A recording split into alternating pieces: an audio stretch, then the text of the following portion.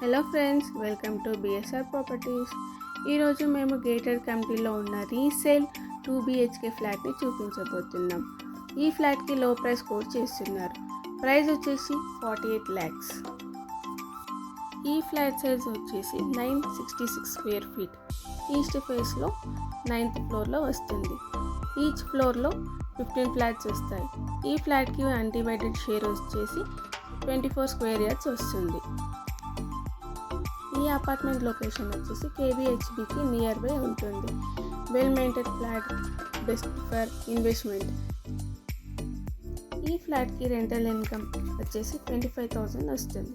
Total land area వచ్చేసి 4.38 acresలో కమిటీని construct చేశారు.